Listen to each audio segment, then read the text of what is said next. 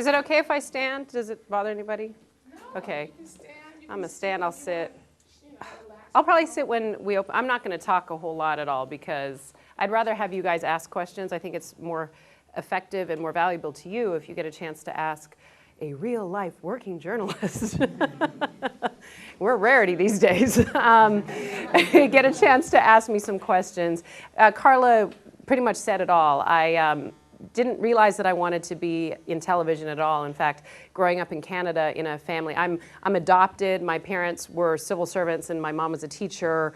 Very simple background. We didn't even watch TV really. Literally, my parents gave us an hour a week we could watch TV, and we had to have our homework finished beforehand.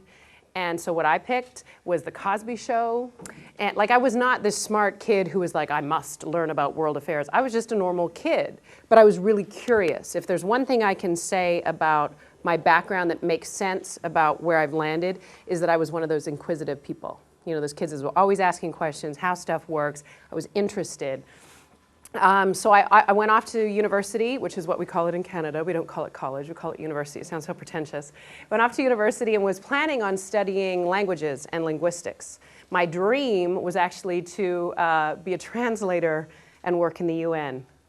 Oh, really? Isn't that interesting? In New York, right? So I'm just saying, just because you have one plan, be flexible, because things happen. Life happens, something will come into your life, and suddenly you'll say, hey, but that sounds really interesting, and I think I might have an affinity for that. Roll with the punches as much as you can, especially now in the world that we live in. You know how it is. You remember the old days when our parents would become, let's say mom was a nurse, and she was a nurse for 40 years, she'd retire.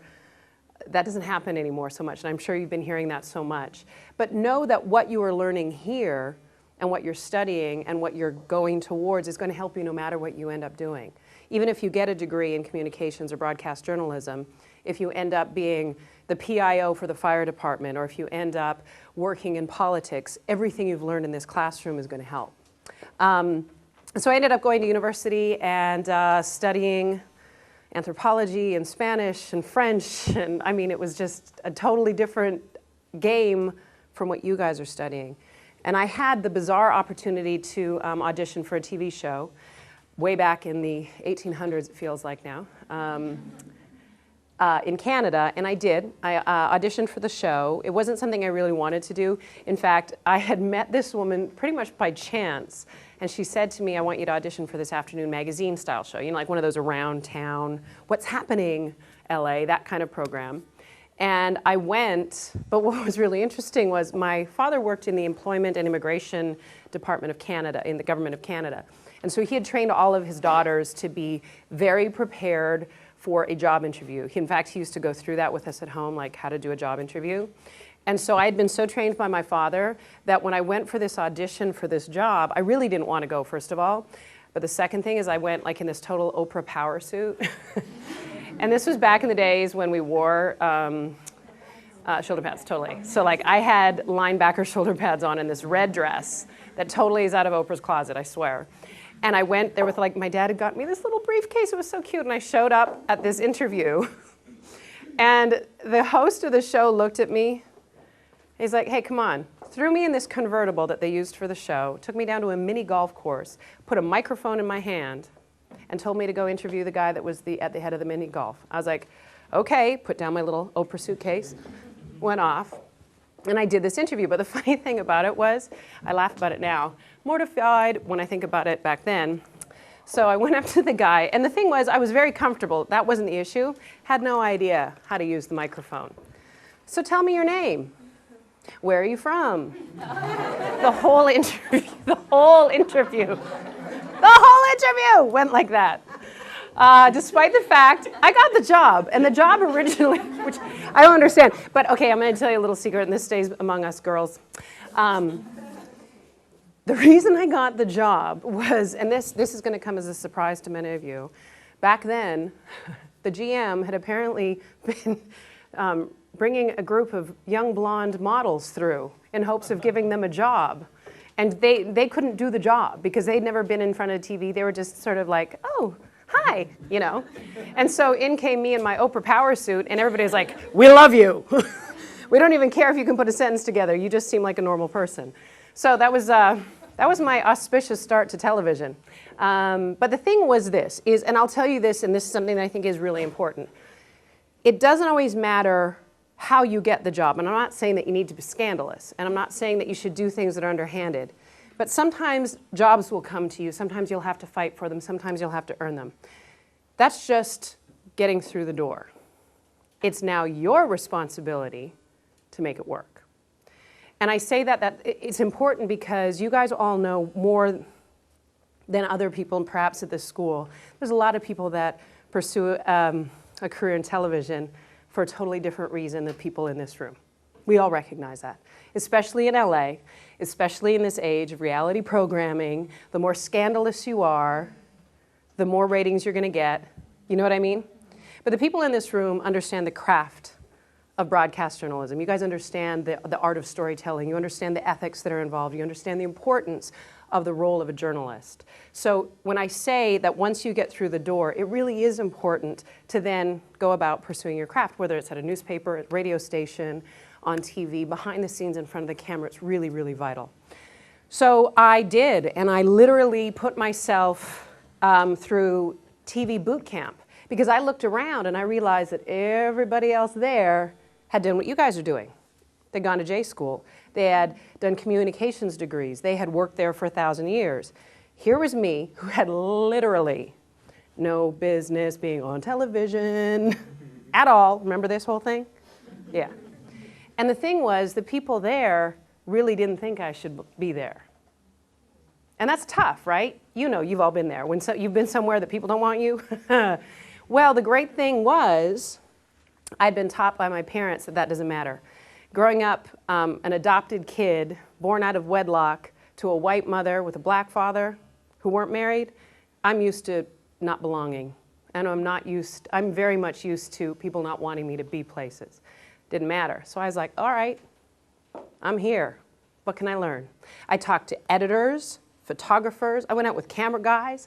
I got them to show me how to at least hold a camera and shoot some videotape. I literally did Boot Camp 101 of television production. I stayed after hours. I worked my hiney off. And the thing that was really funny is I had replaced a woman who had been doing this show. She'd been on the show for years. Her name was Connie. I grew to hate Connie. Everywhere I went, people would look at my co-host and they'd look at me and they'd go, "Where's Connie?" So I worked for the next 4 years for them to forget who Connie was. And that wasn't out of a bitterness thing, but it was, again, just about being seen. Here I am. Let me succeed. But that takes you not having a chip on your shoulder about Connie, right? And letting them understand who you are. You know how, have you ever seen a dog when it sees a bigger dog and it's kind of in its turf? What it'll do is lay down and show its belly like, hey, I'm harmless. That's kind of what I needed to do. And I did. I went to every event in the community. I let the community get to know me. I went to the opening of an envelope, I swear. I did everything I could to let people understand that I was there, that I cared, that I was going to work hard, and that I was going to represent. And by the end of my time there, I had done it. I had done it. Do you know, I've been gone from Canada for 10 years. When I go back home, my family still lives in this town where I worked. When I go back home, do you know that people recognize me still? And I'm not saying like, oh yeah, they know who I am. Do you understand that people come and go? And I know that I don't look like everybody else, but people will say, hey, you're that girl from Czech, aren't you? And I'll look at them and I'll think, that was a decade ago. You know, and so I'm just telling you that if you show up, that's part of the game, but then you have to prove why you are there in the first place. So fast forward, as Carla mentioned, when we get to this portion, I'm kidding. I went through, and this is again, life happens. Got married, got divorced. We don't need to talk about that over, unless we have cocktails, but I don't think many of you are old enough to drink.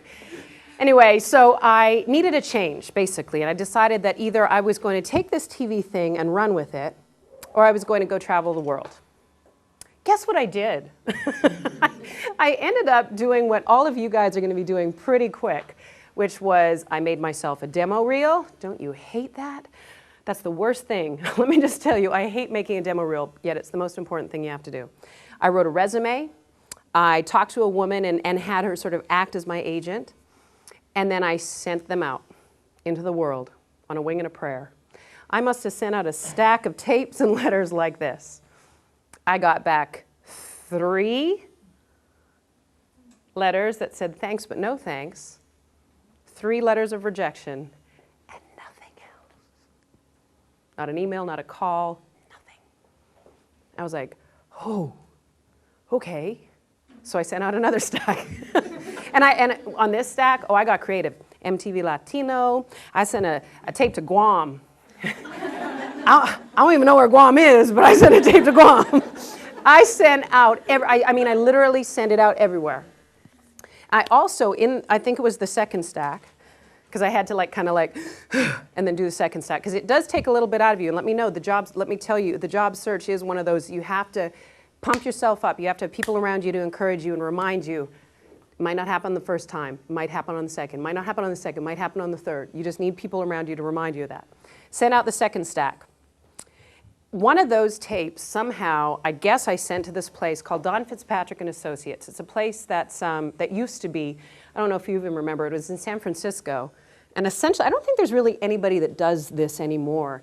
They were like a talent bank. So they took in tapes of all you people. Okay, here, you lovely people, you send your tapes to me and your resumes.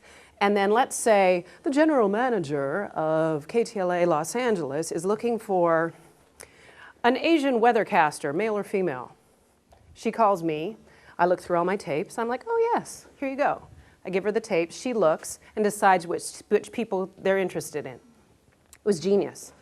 It was kind of like having an agency, but not really. It was more of a talent bank. I had forgotten in my second stack of tapes that I had set out that I had sent it there. And I was just about to, I was in the running for a new job while I had sent these tapes out. It was a morning breakfast TV show, much like KTLA, interestingly enough, in Vancouver, Canada. This was the Big Smoke. You understand? I'm from Vancouver Island. That's a small city. Vancouver was the Big Smoke. I was like, ooh, this is big time. I can do this. So I sent my tape over. They liked it. They called me in for an interview. I killed. I went home. They called me back for a second interview. Killed again. Between the second and the third interview, I had insiders that told me, oh yeah, they love you. And your chemistry with the co-anchor was really great. This is going to be great. You're in, you're in, you're in. Went back for the third interview. Kind of killed. Not as great as first and second, but it was pretty good. Then I found out, this was a new station that was starting up, that they had had a gentleman's agreement between the 2 stations that they weren't going to steal any more of our talent. And I was just about to walk through the door and boom. I was devastated. And when I tell you I was devastated, for 3 months, all I could do was work and go home and sleep. Work and go home and sleep. This job was mine. I knew I did a great job. I knew they liked me. I knew I could have just killed it. And because nothing I had done, it's one thing if you screw it up, you know? Or like, you're like, you know what, my bad. I screwed that up, don't give me the job. It was nothing I had done. I did what I was supposed to have done. And the job was gone. It was devastating. And I was literally like, okay, God, I'm a person of faith, so God and I had a lot of talks. A lot. Sometimes me yelling, sometimes me crying. And I really had to, Mom and Dad got a lot of calls. I almost gave up. I almost said, you know what, it's not worth it. So I started stack 3. And this one was the Guam one. I just was like, if this doesn't work, I'm going to take a job with the Peace Corps.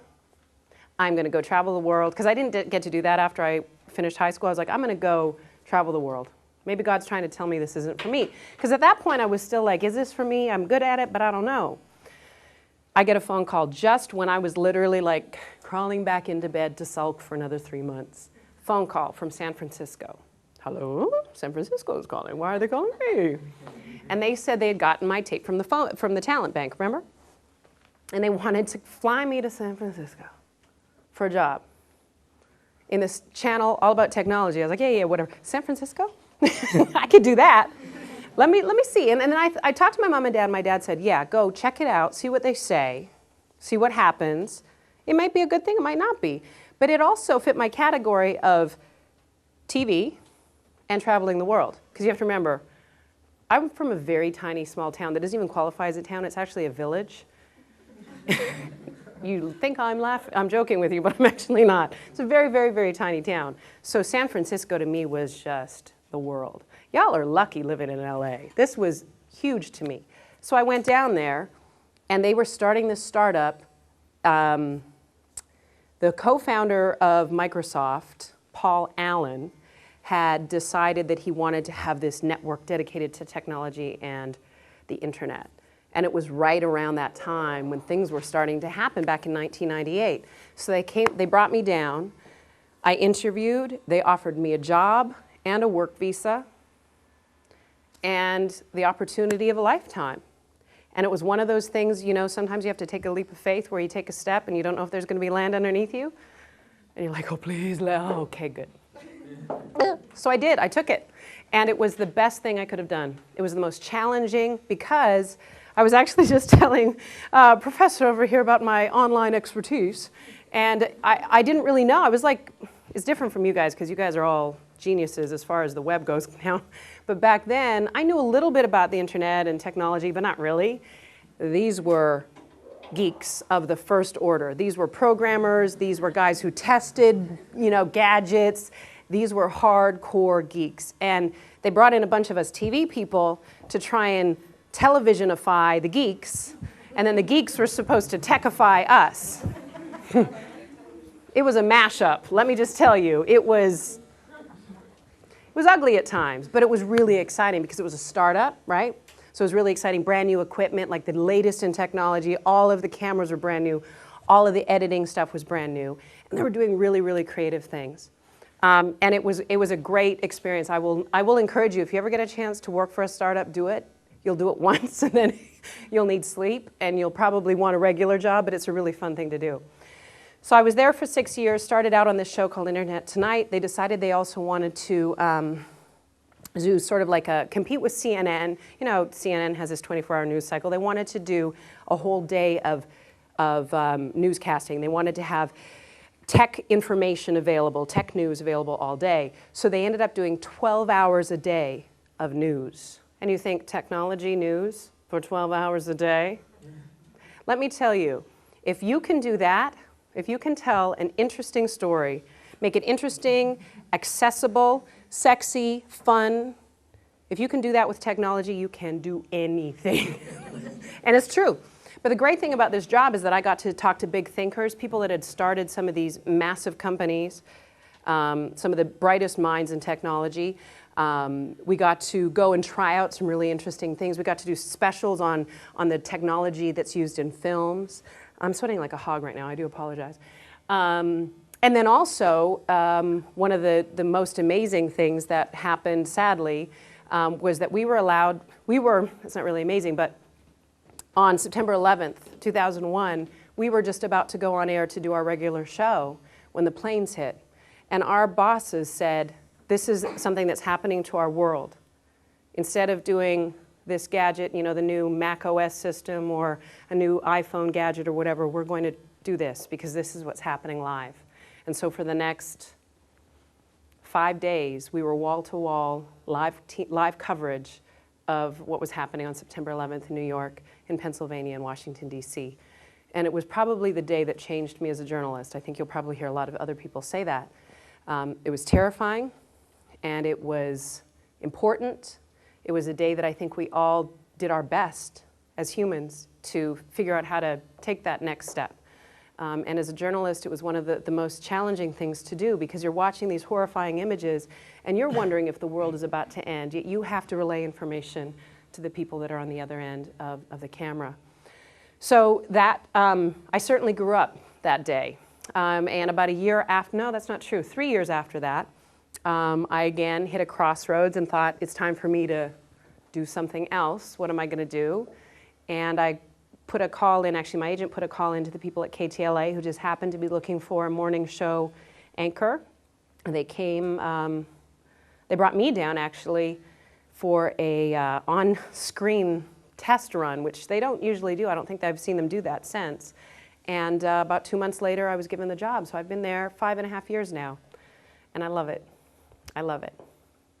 So I've talked enough. That gives you sort of the running commentary of what happened to me. But I would really like to hear from all of you. I'm sure you have questions. Feel free to ask me about the day-to-day of what we do. Feel free to ask me thoughts on what's happening out there, advice. I mean, I'll give you what I can. I certainly don't know half the answers in my own life, so I'll do my best with you. How do you guys want to start? Just throw your hands up? Okay. And tell me your name if I haven't talked to you yet.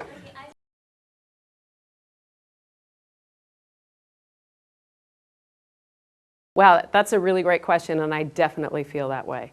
I'm lucky enough that the woman that you see before you is allowed to be the woman you see before you on TV. I think for the most part, I am Michaela, on air and off air, curls, curves, and all. And a lot of places, let's be honest, a lot of places would want me to tone down curls and curves and all.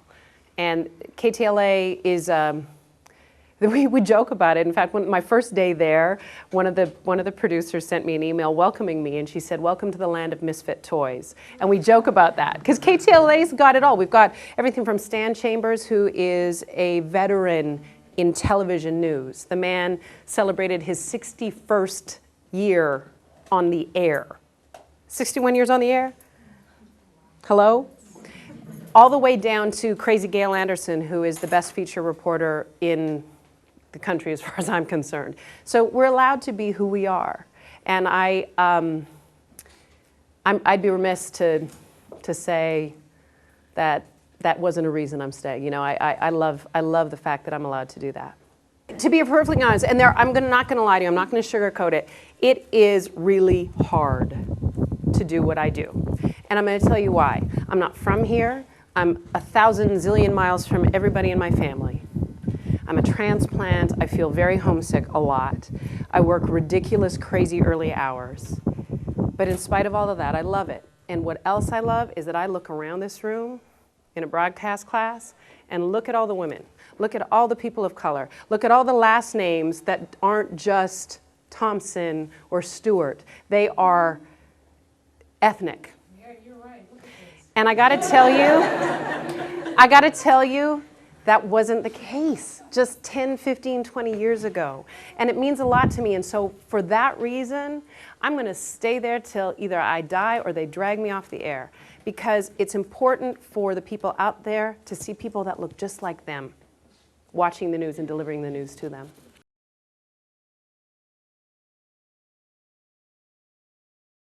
Well, let me tell you, first of all, for all of you, who's going to end up making a demo tape soon? Okay, let me just tell you, as I mentioned, it is the bane of our existence. Just own it, just accept it, don't fight it. I know, girl, I know.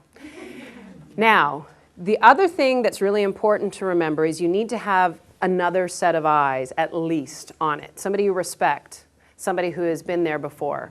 It's really important to show it to somebody you trust, to say, just look at this and empirically tell me what's working, what's not.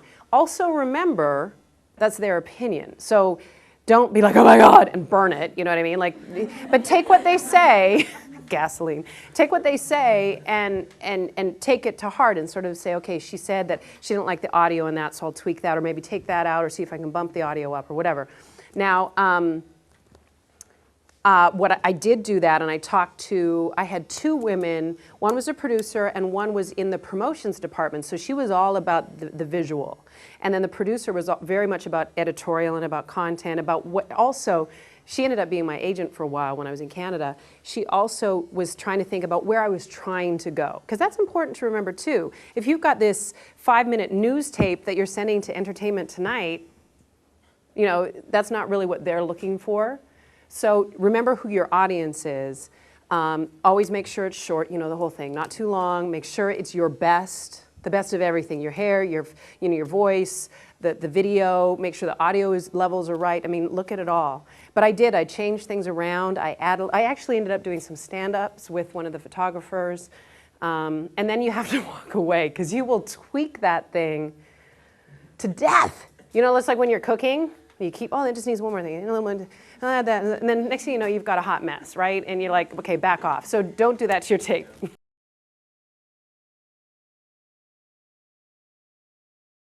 Well, the great thing is I'm diverse, and so is my family. My parents are both Caucasian, and my sisters are all, we're like the little United Nations. We're like we really are. We're like the little shades of, sizes, shapes, colors, brown, white, everything. And so my expectation of the world was actually very different from what people might have thought. That's interesting. I may need to work on that thought for a minute, because that just occurred to me, something about that. I grew up in very small towns, and they were literally white and native Indian. Maybe one Japanese family that ran the sushi place, maybe one Indian family, like from India family. That was it. Oh, and me. Because my sisters were all native Indian, and I was the only black kid for like 1,000 miles. So it was, but you just kind of accept it, and that's your norm. But as I went to college, I spent a year in Brazil as an exchange student, so that kind of really opened my eyes. But in Victoria, my sister and I used to drive around Victoria, and I'd go to her house after. I was like, I saw a black person today on the street. She's like, no way! Do we know them? I'm like, no, we have to meet them. And that isn't unusual. And now we walk around, we joke about it, because I go back now, and it's like, it's fantastic. It's really diverse. Victoria's super diverse now. So moving to San Francisco was a trip. It was so cool, because literally the difference between LA and San Francisco is, in San Francisco, I don't know, is anybody here from the Bay Area? I don't know if your experience is this, but if you live in San Francisco, it's like the gay people live here.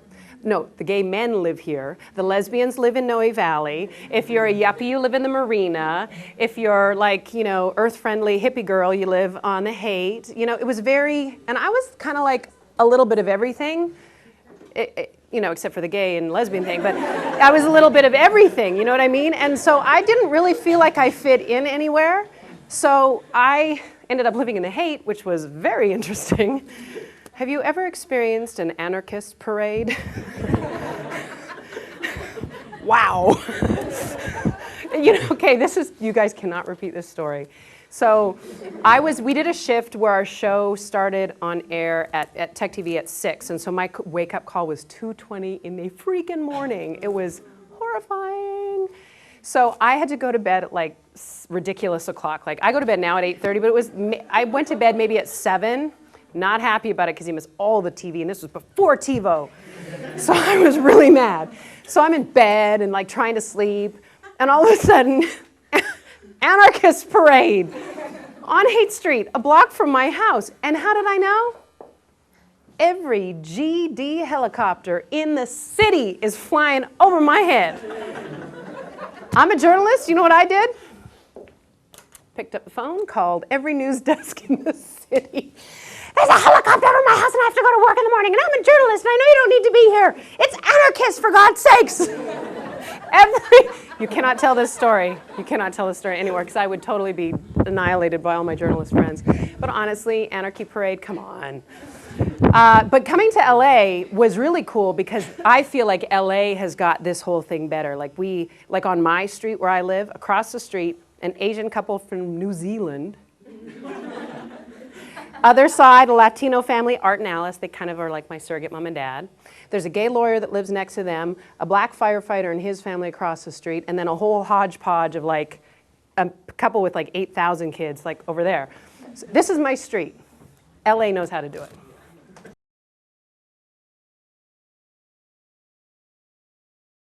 I don't have one, and that's a whole other, that'll be at the bar later. Yes, you can make it work. Now, this is the thing. Everything in life is about balance. Everything. You guys manage school and family and school and relationships and having fun but getting studying done. You guys know that. You know the balancing act. It comes more intense now because, especially in an economy like this, you're fighting to stay employed. You're fighting not to lose your home, all of that stuff.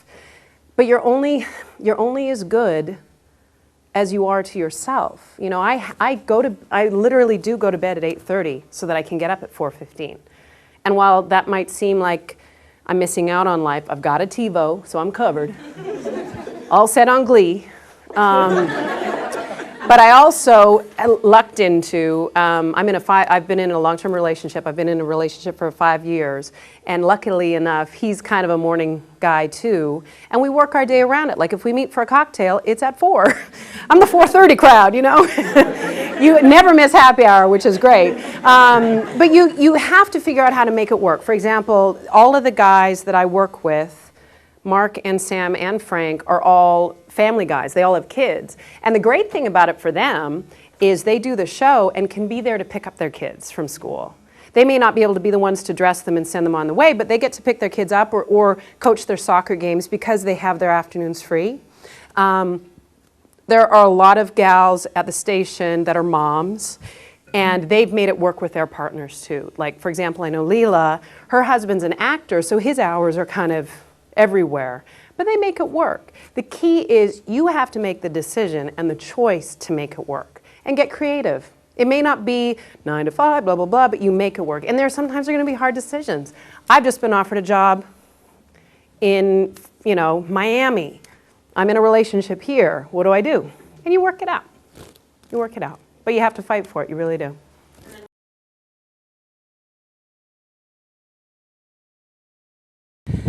Well, there's a lot. I work very hard to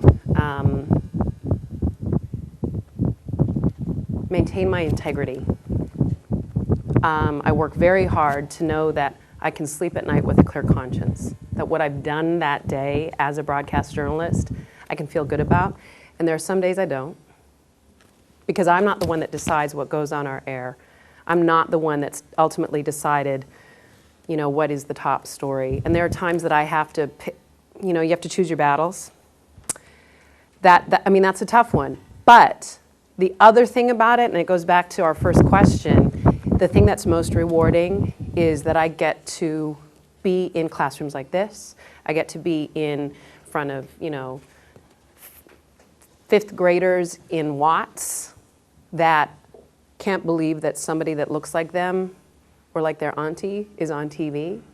I have women come up to me. I have women come up to me all the time. I had this one woman come up to me in Ralph's. I'm in grocery shopping, and it's funny because when I'm not wearing my anchor makeup and my anchor clothes, I don't feel like an anchor. I just kind of think that I'm, schmo, right? So I'm walking around grocery shopping, and she stopped in front of me, and she put her hands on both of my shoulders and looked me straight in the eye, and she said, "Thank you for being a woman that other women can relate to and respect. Thank you for not showing your tatas off. Thank you for," she told me the whole thing. And it brought tears to my eyes because it matters. And it's not about the airtime and being famous and blah, blah, blah. That I could leave in a second. It's that. Real people.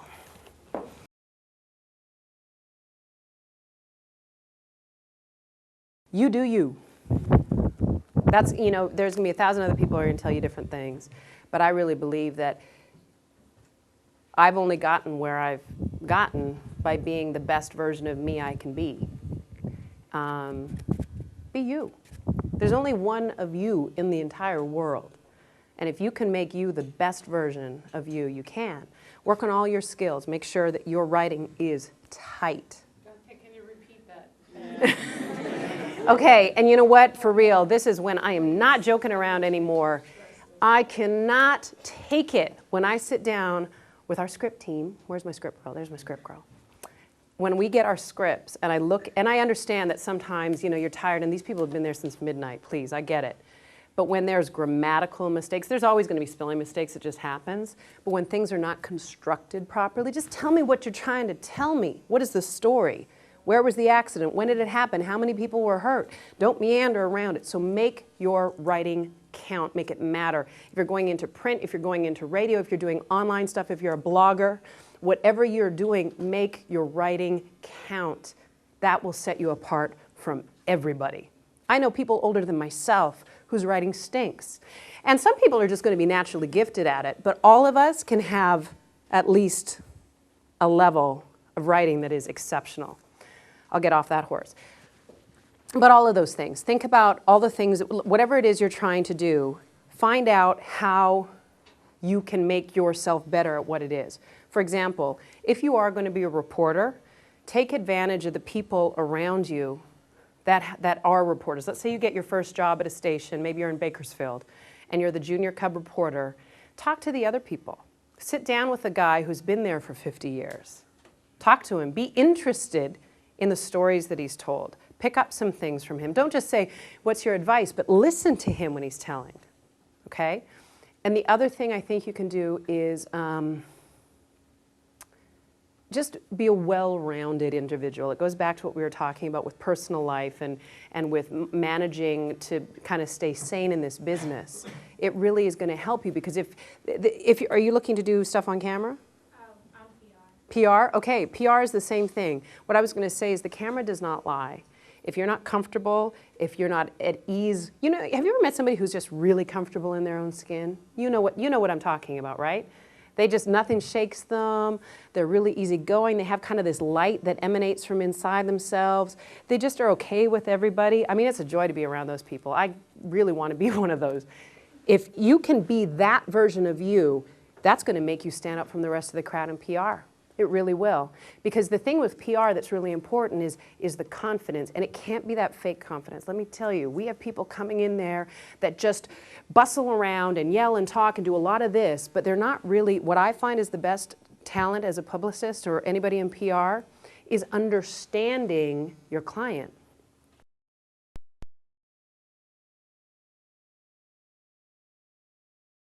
I go home about every 3 months, and funny, people come to LA all the time. It's like I bought a house that was big enough because I knew, and I got a pool in my backyard. So nieces, nephews, cousins, and people I haven't even seen in 20 years are coming by my house. But I'll tell you something, and you brought up a good point. This is aside from the writing thing, this is something I really need you guys to understand. You're blessed enough to live in LA. You may not be blessed enough to work in LA right away. You need to really sink that in. Because the fact is, there are a million people in this business that are trying to get to LA, and they've been doing the job for a while. Now you have the advantage of the fact that you're young, and you'll probably work for less than the guy that's been working in New York City and has 2 mortgages to pay and an ex-wife. So you do have that advantage, but what I will tell you is go away and learn the craft in a real life environment. Go away and make the mistakes like I did in a small market. Whether you're a writer, whether you're an editor, whatever. If you go away and make those mistakes, by the time you get to LA, which is a Shark Tank, you'll be ready. And I know those are sobering words, but it's worth telling you guys.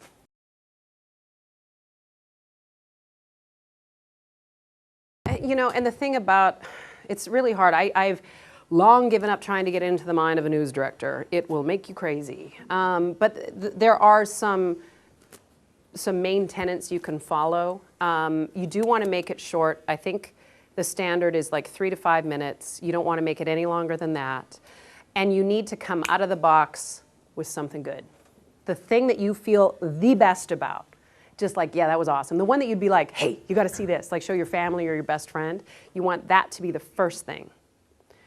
And like I said, you should make sure that if you're trying to get a news job, send out a more news-centric tape. I think you can afford to put a little bit more personality stuff at the back end, or put a longer form, like if you have a whole 5-minute, God, nobody has 5-minute packages anymore, but if you have a 3-minute package, like an entire story that you've done, put that on the end, because sometimes they want to see from start to finish. Does she know how to put a package together? What are her reporting skills like, et cetera?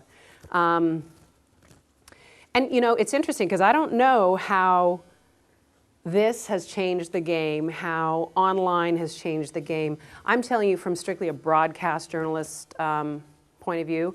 Ooh, one thing I will also tell you, for all of you guys who are looking to be working journalists, there are annual conventions for pretty much everybody, men, women, blacks, Asians, Southeast Asians. Find out which journalism group convention you can belong to. I go annually to the National Association of Black Journalists, nabj.org, and they have great programs for the students. like vital. Even publicists and things like that go. It's vital. Latino students, Asian students, Southeast Asian students, Native American. Then every 5 years they have Unity, which everybody can come. And it is geared predominantly at students. And it's a really great place to have people look at your tapes, to critique them, and it's also good because you're getting eyes from around the country, not just, you know, LA-centric people.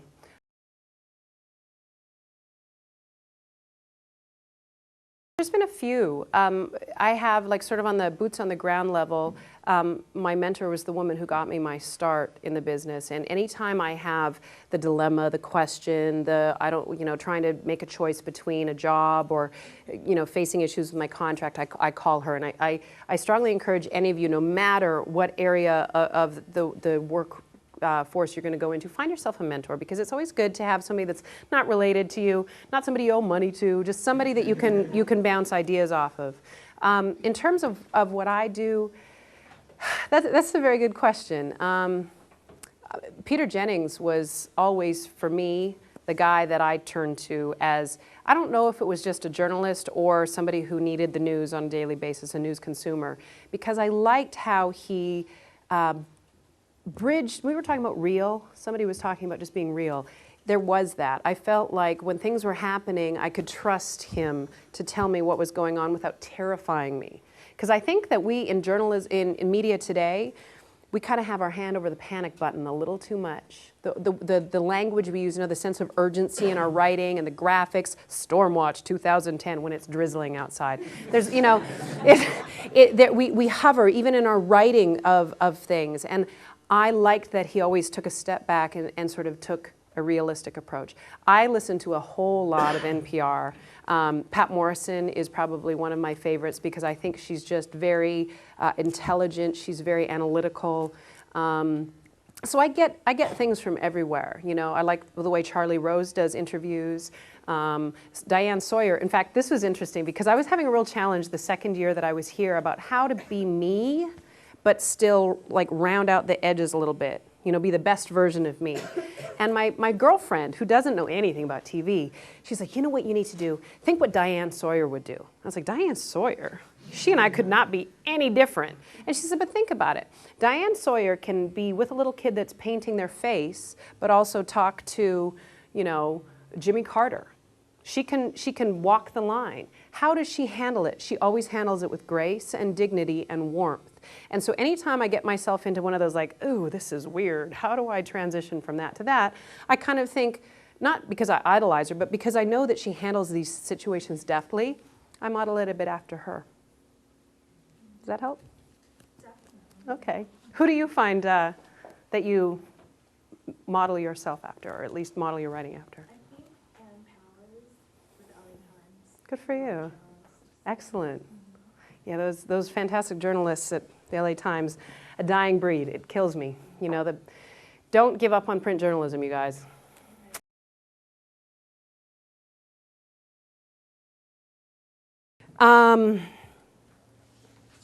Yes, I have interviewed people that I don't agree with, and it's really hard. Sometimes it's impossible. But the thing is, you have to remember, you can't make yourself the story.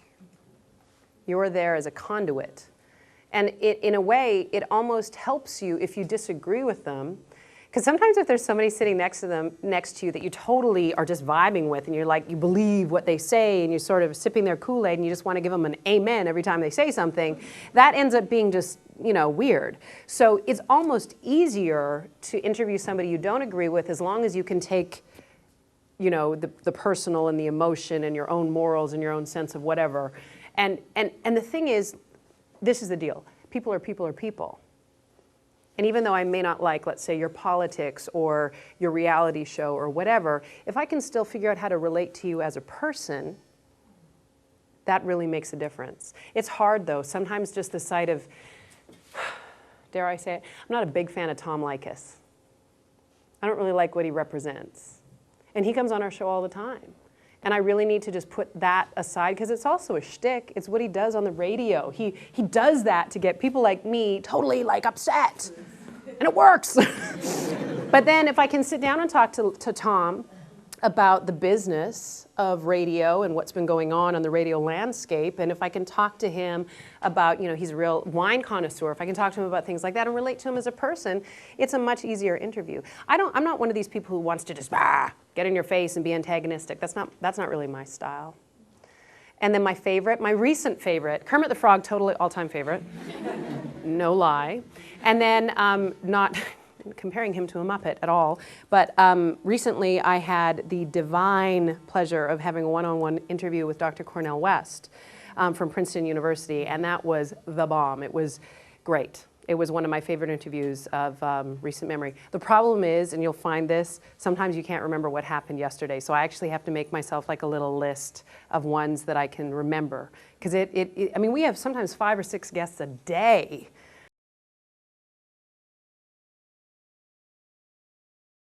Remember you asked me what sets our show apart? Is we know how to turn. Do you guys know what that means? We can turn from talking about, today there was a horrific accident on the freeway, on the 5 in Alameda. Luckily, I can't even believe it, nobody was seriously injured, which is amazing. They should have been dead. I mean, it was really a miracle. But sometimes, let's say somebody had been seriously injured in that. We have to turn from that story to something. Usually our turns are pretty good and our producers are pretty good about stacking the show so it's not like from that to the water skiing squirrel, Because we usually immediately you'll see this happen. We'll reach behind us and pick up the phone and be like, what the hell? But this is where you have to really, do you guys understand what the word prompter locked means? When you're reading the teleprompter and you have a Ron Burgundy moment and you say whatever in the teleprompter. I know you've all seen that show. This is where you really have to not be prompter locked and really be in that story as it's happening, but not to the point where you're like, oh my God, 4 people killed. Because you're thinking of their family. You have to really be a conduit for the story. You really have to be a delivery mechanism that is saying to you, a 13-year-old girl was found dead behind a dumpster today.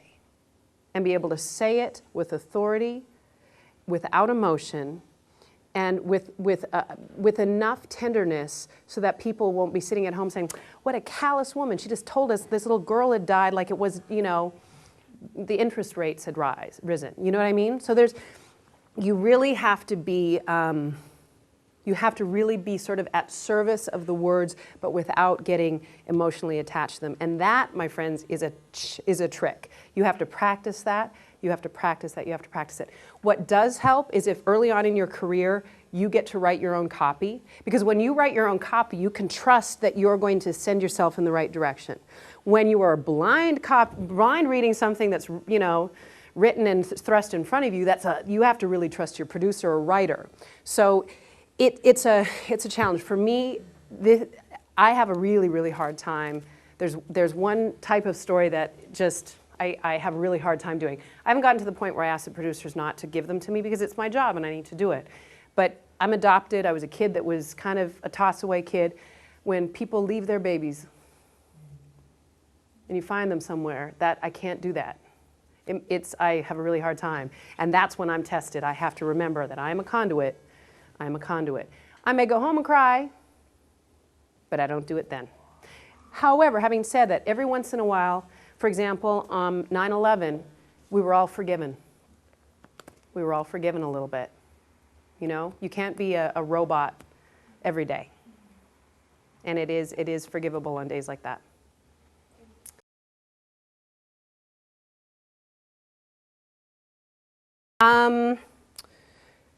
For example, I'll just use KTLA as an example. The best thing to do is go to their website. That's the great thing about, 20 years ago, you couldn't go to a website and find out. You have to just call people. Go to their website, and usually on KTLA's website, there's either contact us or employment opportunities or work for us. Every website should have that. And even if there aren't postings available there, pick up the phone and call them and say, hey, I'm looking for a job. I just graduated, blah, blah, blah, blah, blah. I'm curious if there's any entry-level positions available. It's always better to talk to a real person. And if they say not at this time, you say, well, could I fax over my resume or send over my resume in reel anyway, just in case something does come up? Because you never know. Today there might not be, tomorrow there might be 10 openings. and then send your package down. Look online, find out if there are openings. I don't think TV as much does things like monster.com or Craigslist or whatever, but you can definitely use the internet to find out where there's job openings. Talk with people you know.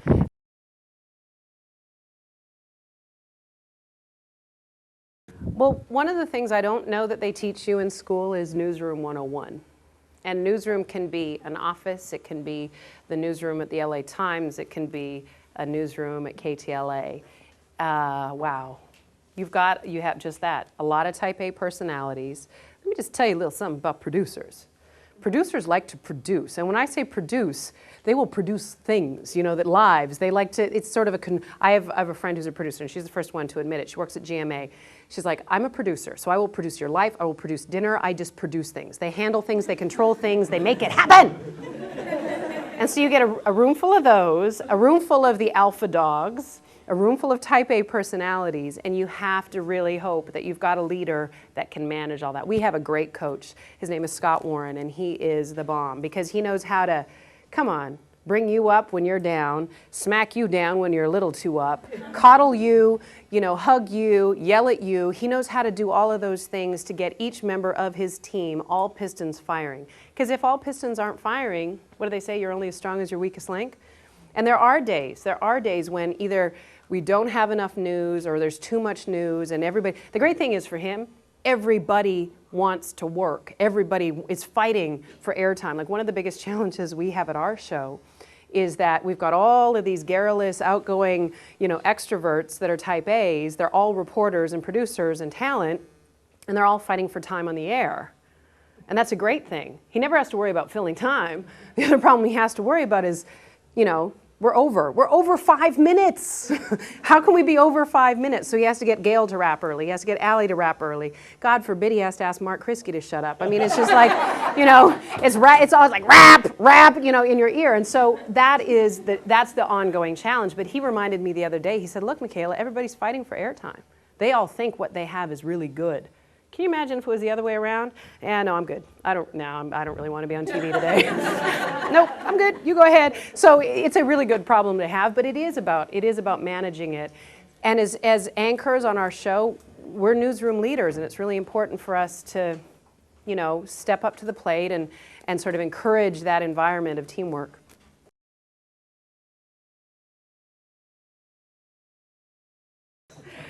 It is a challenge. For me, it is a challenge because personally, I think that while we all love a little Us Weekly or People Now and Then, I also know that I really care if the students at Cal State Long Beach are going to be able to go to campus because the teachers are going to be here and their tuitions aren't going to be jacked up 40% or whatever.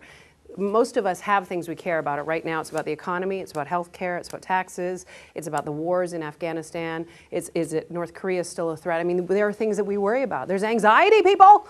And so, but the one thing that I've also been reminded by this very wise producer, executive producer I have, is that the vapid helps us take our mind off that a little bit. Paris Hilton forgetting to wear underwear helps us remember that, 20 more troops died today. We can handle that. We can go to sleep at night. I've had to kind of take that approach because the fact is LA is obsessed with celebrity and Hollywood and all that, and it's really only 4% of LA when you think about it. When you think of the Southland, there's such diversity in terms of everything we're doing, the things that are happening, the news that's breaking, the issues that matter to people. And yet we're spending all of this time in that 3-mile zone, which is what TMZ stands for, by the way.